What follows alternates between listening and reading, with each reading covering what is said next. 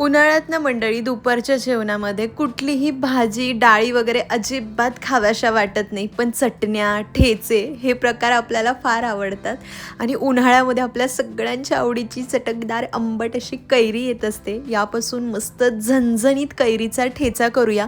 2 चपात्या एक्स्ट्रा खाल्ल्याच जातील इतका चवदार लागतो. परफेक्ट टेक्स्चर, परफेक्ट चवीसाठी असाच तुम्ही बनवून पहा.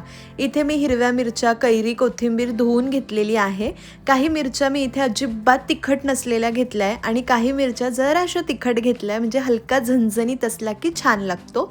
आता मिरच्यांची देठं काढून घ्यायची आणि सगळ्या मिरच्यांचे असे तुकडे करून घ्यायचे आहे.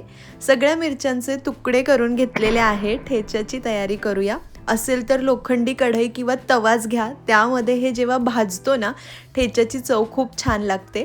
1 टीस्पून तेल घातलेलं आहे, जास्त तेल घालायचं नाही. यामध्ये तोडून घेतलेल्या मिरच्या घालायच्या. भरपूर असा लसूण घालायचा, साधारण 15-17 पाकळ्या तरी मी लसूण घेतलाय. आणि पाव वाटी भाजलेले शेंगदाणे घालायचे. हवं तर साल काढून घ्या. आता मध्यम आचेवरती मिरच्या आपल्याला छान खमंग खरपूस अशा परतून घ्यायच्या आहे.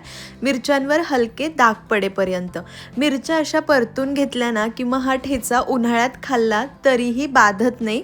आणि खूप जास्त तिखट मिरच्या मी इथे घेतल्या नाही आहे. मिरच्या परतत असताना थोड्याशा कोथिंबिरीच्या काड्यासुद्धा घालूया, म्हणजे त्याचा सुगंध चव यामध्ये मस्त उतरेल. ताजेपणासाठी तर आपण कच्ची कोथिंबीर वापरणारच आहोत. हे छान भाजून घेऊया. ठसका वगैरे काही येत नव्हता कारण खूप तिखट मिरची नव्हती. हे पहा, इथे मिरच्या मी छान अशा गाभुळ्या गाभुळ्या भाजून घेतल्या, त्यावर डाग पडले. आता गॅस बंद करायचा आणि यामध्ये 1 टीस्पून जिरे घालायचे. जिरे घालून मिक्स करायचं आणि हे संपूर्ण साहित्य गार करून घ्यायचं. तोपर्यंत इथे पहा, मी छान अशी मोठी गावरान कच्ची कैरी घेतली. ही छान अशी आंबट आहे. तुम्हाला खूप आंबट नको असेल ना तर मग तुम्ही तोतापुरी कैरी घेऊ शकतात. आता कैरी आपल्याला जाडसर चिरून घ्यायची आहे. आता हा ठेचा करण्याच्या 2-3 पद्धती मी तुम्हाला सांगतेच, पण शॉर्टकट म्हणजे मिक्सर इथे अजिबात वापरू नका. मिक्सरमध्ये जर ठेचा केला तर त्याला हवी ती चव तुम्हाला मिळणार नाही आणि जास्त वेळ ठेचत बसावं लागू नये म्हणून एक छोटासा शॉर्टकट आहे. आधी आपण ना ही कैरी छान कापून घेऊया. तिचा बाठा आतमध्ये चांगला तयार झालाय, कडक कोय झाली आहे म्हणून कापायला जरा अवघड जाते. सगळी अशी कापून घेते आणि त्यानंतर हिचे जाडसर असे तुकडे करून घेऊया. सगळे तुकडे मी इथे करून घेते. तुम्हाला हवं तर मग तुम्ही कैरी किसून ठेच्यामध्ये घातली आणि ठेचलं तरीही चालेल, पण मी काय करते, छानसं टेक्स्चर यावं यासाठी या कैरीचे तुकडे आपल्याकडे हे मॅन्युअल चॉपर आता सगळ्यांच्याच घरात असतं, त्यामध्ये काढून घ्यायचे आणि आपल्याला हे याने बारीक करायचे जरा, म्हणजे जास्त वेळ ठेचावं लागत नाही.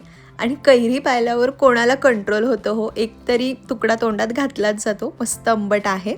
आता हे आपण चॉपरला दरदरीत करून घेऊया आणि त्यानंतर मिरची बरोबर ठेचू, म्हणजे परफेक्ट टेक्स्चरचा ठेचा तयार होईल आणि जास्त वेळ ठेचत बसावं लागणार नाही. तुमच्याकडे पाटा वरवंटा असेल ना तर त्यावर तुम्ही पटपट चेचू शकतात. तुम्हाला मग असं चॉपरमध्ये जरा जाडबारीक करण्याची गरज नाही. चला, या मिरच्यांचं संपूर्ण साहित्य संपूर्ण गार झालं, मग त्यामध्ये ही जाडबारीक केलेली कैरी घालायची आहे.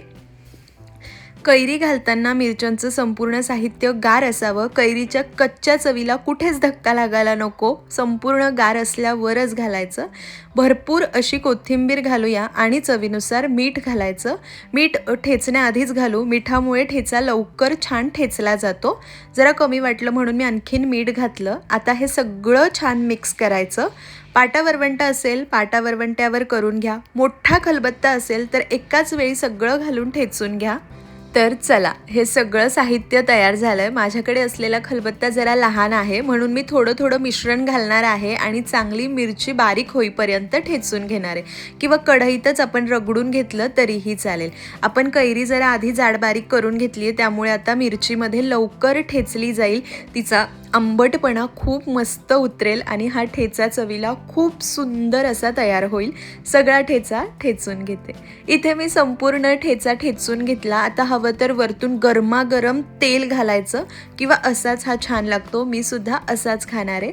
हा फ्रीजमध्ये ठेवून 3 ते 4 दिवस आरामात टिकतो. गरमागरम ज्वारी, बाजरी, तांदळाची भाकरी, चपाती, पराठा कशासोबतही छान लागतो. हा ठेचा असल्यावर तुम्हाला कुठलीही भाजी, आमटी, डाळीची गरज नाही. पाहूनच तोंडात पाणी यावं इतका चटकदार आणि चवदार झालाय. तुम्ही सुद्धा करा. खरं सांगा बरं, हा ठेचा पाहिला कुणाला लगेच खावासा वाटतं आणि तोंडात पाणी आलंय. तुम्ही करतात का या पद्धतीने कैरीचा ठेचा? तुम्ही करत नसाल ना तर या पद्धतीने एकदा जरूर करून पहा. माझी गॅरंटी आहे तुम्हाला खूप आवडेल. रेसिपी आवडली असेल तर लाईक, शेअर, चॅनलला सबस्क्राईब नक्की करा.